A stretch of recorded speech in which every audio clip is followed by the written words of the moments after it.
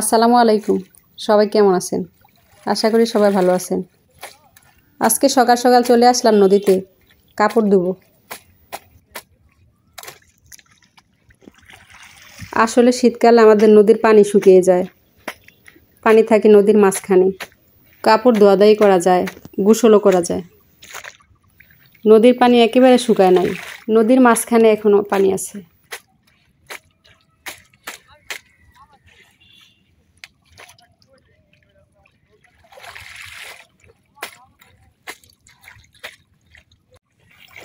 শীতকালে এই নদীর পানি শুকিয়ে যায়, আর বর্ষাকালে একেবারে ভরা ভরা থাকে, ঘরেও পানি আসে।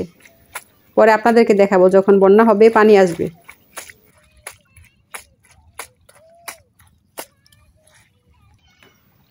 নদীতে কাপড় ধোয়ার মজাই আলাদা। পানি বেশি থাকে, কাপড় খোলাইতে অনেক সুবিধা হয়।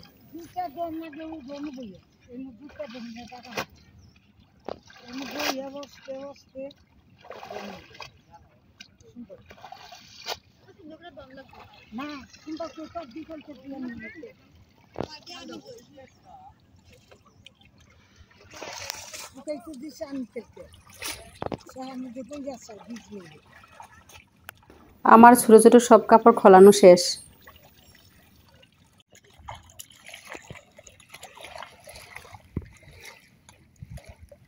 এদিকে আমি একটা কম্বল ধুইতেছি, ডিশের মধ্যে আগেই হুইল পাউডার দিয়ে ভিজিয়ে নিয়েছিলাম, পরে খসাইয়া উঠাবো।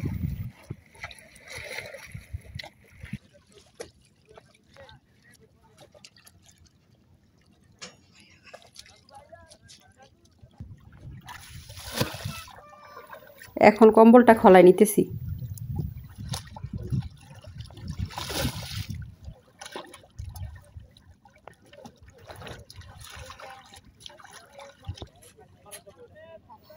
আমার কাপড় চোপড় ধোয়া শেষ, বাড়িতে চলে যাব। সবাই ভালো থাকবেন। আল্লাহ হাফেজ।